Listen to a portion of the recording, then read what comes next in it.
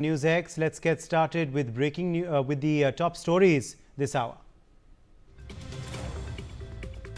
Prime Minister Narendra Modi will be arriving at Bhubaneswar's Biju Patnaik International Airport today. He will participate in a grand roadshow from the airport to the Janta Maidan, reaching the venue by 4:15 p.m.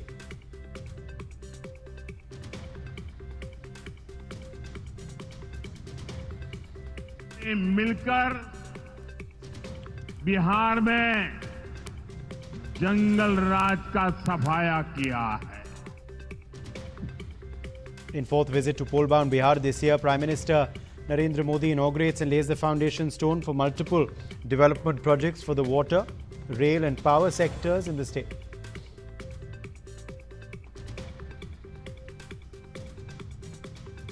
Iranian security forces have reportedly stopped an attempt to assassinate Foreign Minister Abbas Araghchi in Tehran, a plot that officials are calling a major Israeli conspiracy. The news broke after Mohammad Hossein Ranjbaran, advisor to Minister Araghchi, posted on X about assassination plot. Amidst the ongoing Iran-Israel conflict, the White House has announced that US President Donald Trump plans to decide within the next 2 weeks whether the US will intervene in the ongoing Israel-Iran conflict. Whether or not a leaked phone call between Thailand Prime Minister Shinawatra and a former Cambodian leader has brought a coalition government under immense pressure. The scandal has triggered the exit of a key coalition partner and intensified calls for her resignation.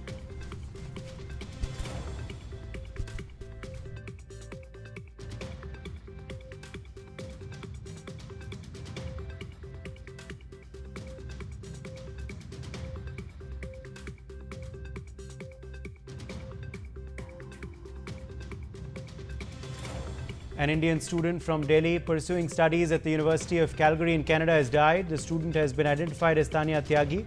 The circumstances surrounding her sudden death remain unclear at this time.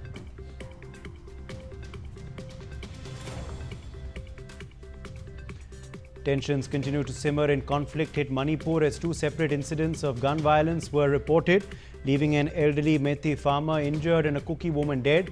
Additional reinforcements from state and central forces have been stationed to prevent further flare-ups. A new era will kick off in Indian cricket on the first day of the opening test match between India and England in Leeds. Led by Shubman Gill, Team India will be taking on Ben Stokes England in the first test of the 5-match series.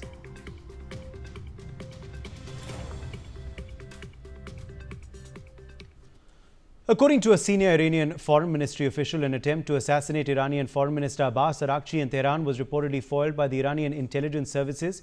Mohammad Hossein Ranjbaran has described the attack as potentially devastating and credited the unknown soldiers of the homeland, Iran's intelligence and security operatives, for foiling this attempt. Aditya Vadhavan is joining us live for more details on this story. Aditya, Iran claiming that there was an assassination attempt on their foreign minister? Well, absolutely, Uday. I mean, the Iranian side has claimed that there has been an assassination, the attempt of assassination by the Israeli forces. And, let us just also put this into perspective that the Israeli Defense Forces have clearly stated that their aim is to eliminate the Iranian Supreme Leader Khamenei and his key associates. So, this possible assassination attempt on the Foreign Minister Araghchi we can believe that the Israel hands is behind that, because Mossad, the intelligence agency of Israel, is also now continuously working to track down the whereabouts and hideouts of all the Iranian military generals and other senior minister in the Iranian administration. And some days back only, an underground facility where covert operations were being done through Mossad was busted. And at this juncture, it is very essential, as to how will the Iranian side now retaliate to this, because we have seen how Iranian forces have destroyed the Mossad headquarters in Tel Aviv. Now at this juncture, it needs to be seen whether this will lead to a wider escalation or not. This needs to be seen over there. More news, in fact, coming in now. Iranian Deputy Envoy to India, Mohammad Hossein, is currently speaking Let's go across. Friend with the Iranian aspect of, we can say, or policies and way of thinking. The fact is that an illegitimate creature of Israel, which is not a member of NPT and has more and many, I can say, nuclear weapons. They attacked one NPT member just on the excuses of some, I can say, baseless allegation. And they attacked Iranian nuclear facility, which actually used for peaceful purposes. Yeah, I can just mention that at the back of me you will see the picture of those people who have been murdered by these vicious actions of the Israelis. Just on the basis of these people were the family of those who actually, like the scientists or military, we can say, figures of Iran. And they thought that with these things they can actually break the Iranian nations. But it was wrong. And it would be wrong forever.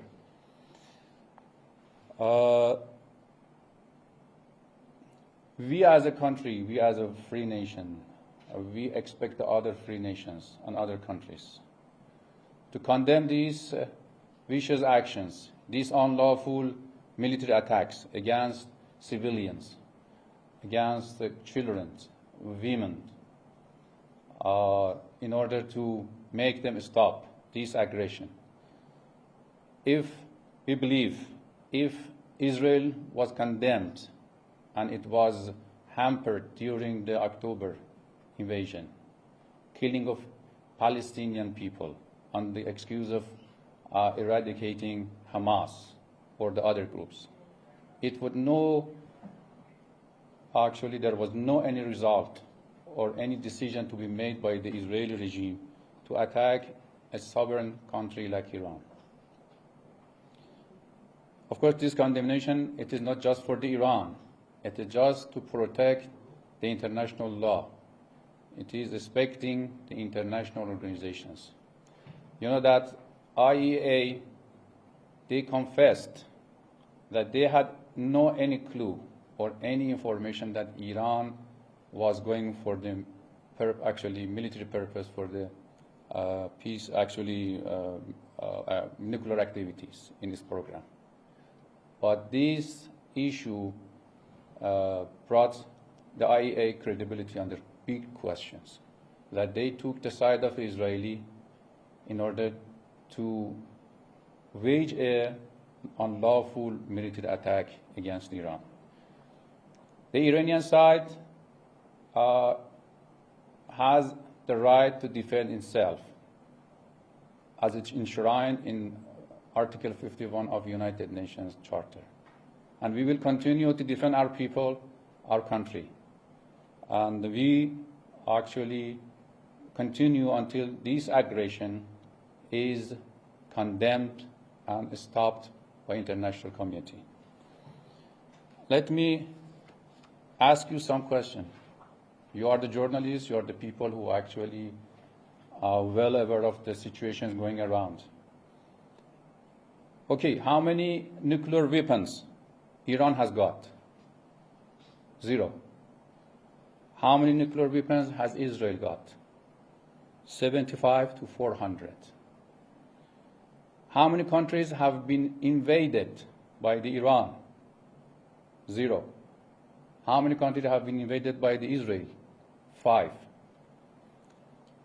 How many civilians were killed by Iran during 2023-2024? 0. How many people were killed or civilians by the Israelis? More than 75,000, mostly women and children in Gaza and other parts of the world. And the last question, who has been convicted as a war criminal by the ICC. Netanyahu, not the Iranian president, not Iranian officials. Okay, it is now, you can judge who possesses more threat to the world.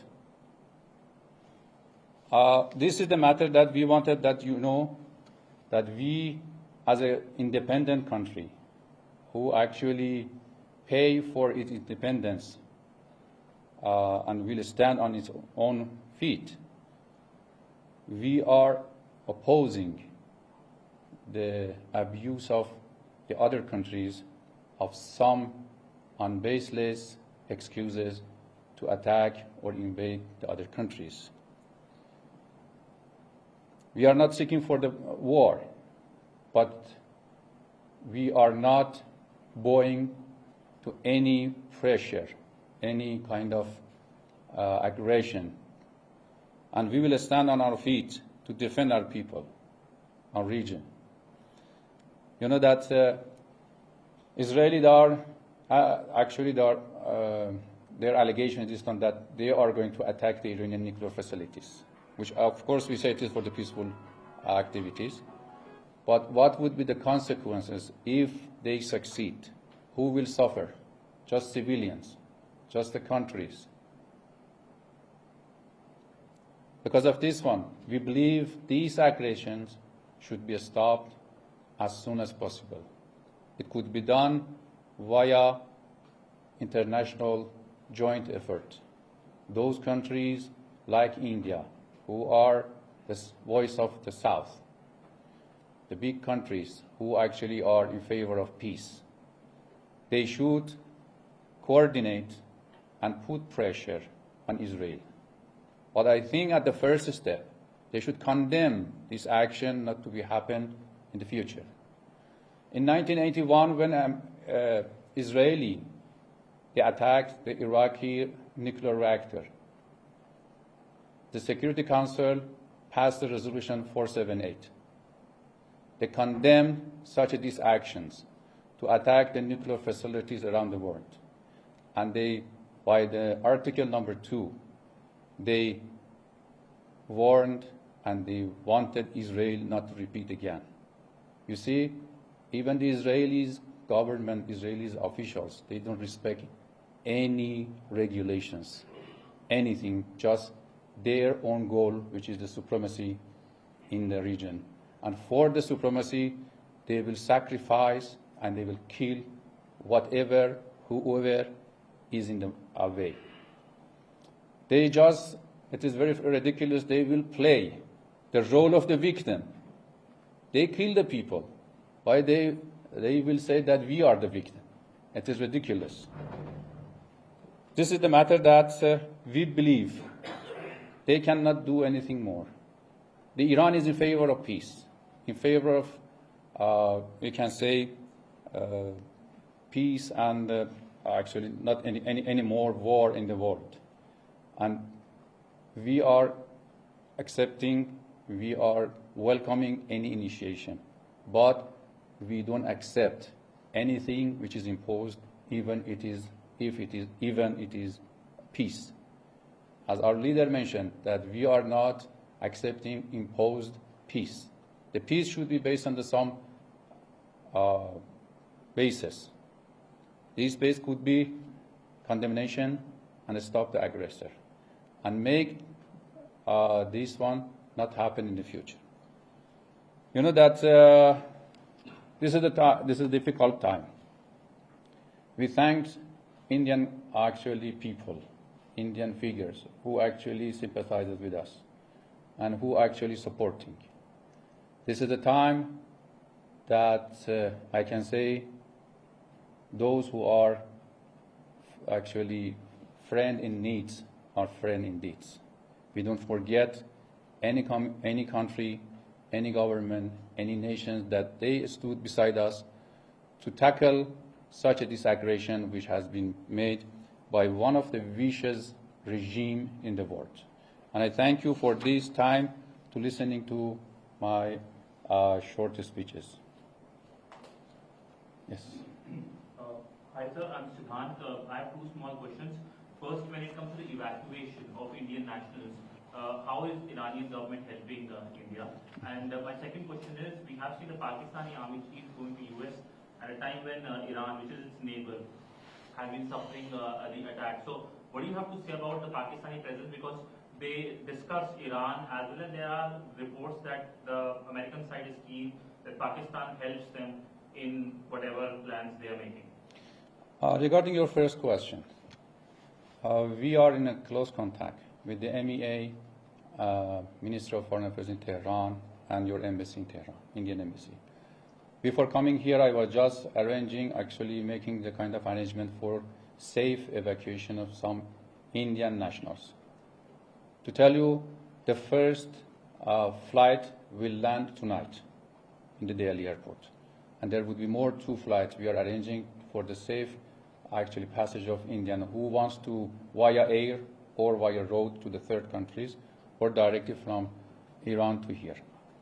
Secondly, regarding your second question, I hope that they won't do this one because there is difference between propaganda because many actually false and some biased allegation are in the medias and you can find it everywhere.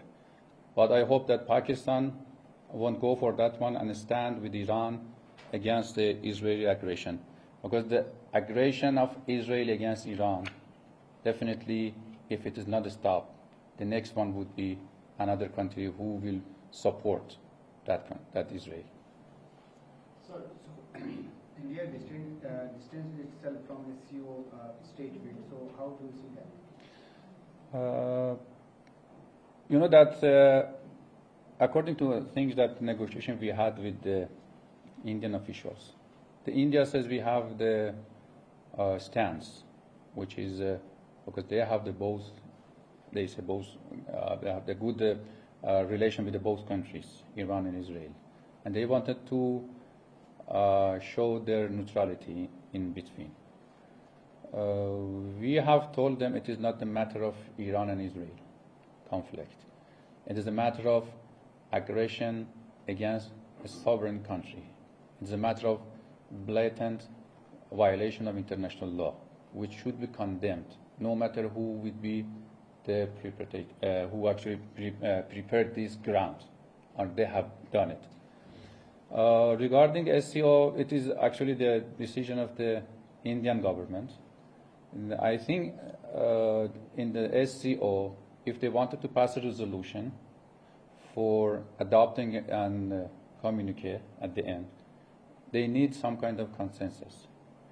And at the beginning, when India didn't show the actually didn't break this consensus, it showed that at least it could be considered as a positive.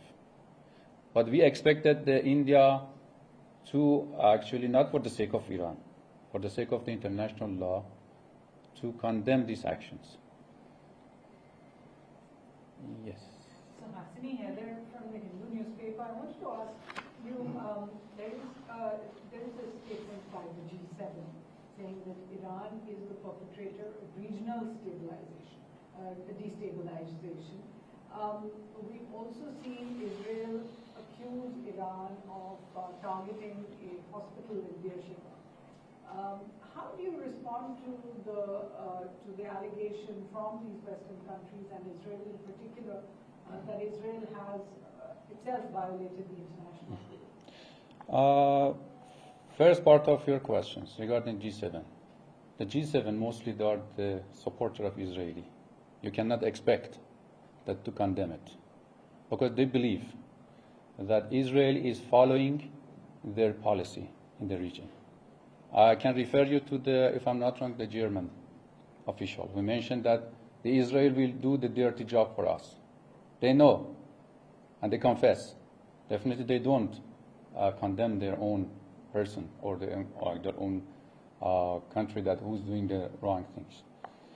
But regarding the hospital, I should tell you that, as it was mentioned by our foreign minister, that we precisely targeted one military headquarters, which was, of course, we can say near that hospital.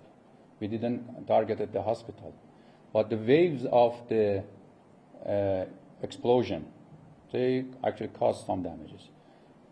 But this doesn't mean that Israeli telling the truth. As I told you, they are always playing the role of the victim. You see that Israel, it destroyed 94% of the hospital in Gaza. What is the actually response for that one? We didn't target, but they targeted actually based on the things that even they confessed that we attacked the hospital because of some allegation. But we didn't attack the actually, but it was a side effect which was unwanted. That's the question that I could answer to you. Sir, my question is Siddharth from CNN Newsx. Sir, my question is regarding the meeting of Pakistan Army Chief with President Donald Trump. You just said, replying to Siddharth's question, that there are a lot of propaganda, etc. But right after that meeting, which happened in White House, President Trump spoke to the media and he said that for us, he said that they understand Iran very well. He referred to Iran. Iran was referred in his remarks. How do you look at that? Because it's not just about media propaganda. There's a lot of credible buzz that when Asim Munir was in White House, they both discussed Iran And some breaking updates as well coming in now. In the latest, Iran will be holding talks with the United Kingdom, France and Germany in Geneva in an attempt to prevent an escalation in its conflict with Israel. This comes after the US President Donald Trump said he would decide within 2 weeks whether to join in the conflict with Israel against Tehran. Aditya Vadhavan is with us on this broadcast. Aditya, what talks are expected in Geneva? Well, absolutely. Uday, Iran will hold talks with the United Kingdom, France and Germany, so as to this possibility throws the this shows that a possibility can arise, for de-escalation in the war between Iran and Israel, because the situation is such that such incidents are happening that are escalating the violence day by day, and also Iran has said that Iran. This is contrary to what statements made by the Iran Foreign Ministry. They have said that they will not talk to anyone unless the Israel stops its attack on Iran. But at this juncture, it is a major breakthrough, in Geneva, because the UK and Germany officials and France officials will have a conversation with the Iranian officials as to what are the demands, and and in this scenario, it is also significant that when Donald Trump has said that within 2 weeks he will decide whether to attack Iran or not. So at this juncture, this could be a major breakthrough. With the European Union coming together, the major European countries coming together to hold dialogue with Iran, as we could expect some positive results as far as de-escalation in this war between Iran and Israel is concerned. More breaking news now coming in. Israeli travelers are now stranded in Cyprus as they attempted to flee conflict zone amidst the escalating tensions with Iran. Reportedly, 6,500 Israelis and foreign nationals are stranded in Cyprus after being diverted to the East Mediterranean island. Cyprus has also become a key transit point for the repatriation of third country nationals fleeing the conflict areas in the region, as well as Israelis and others wishing to return home in the absence of direct flights there. Aditya Vadhavan is live with us. Aditya, what is the situation in Cyprus? Well, absolutely. Very. There is a person named David Agami. He has been eager. He is an Israeli and has been eager to leave Cyprus and get back to his wife and 6 children since his flight from the U.S. was diverted when Israel and Iran began trading air attacks last week. At this juncture, there are many Israelis stranded in Cyprus, and those evacuated. It is now becoming very difficult for the authorities in Cyprus, to manage so many Israelis, stranded. There are still attempts are being the Israel embassy in Cyprus is making all efforts to ensure the safe evacuation of all the Israelis from Cyprus. However, it needs to be seen how long will it take for all the Israelis to leave from Cyprus. This needs to be seen. The other ship was docked in the port city of Limassol morning after dropping off hundreds of Jewish immigrants from the U.S. who were evacuated from Israel. Nudan. All right, let's slip into a short break on that note. Aditya, thank you for joining us.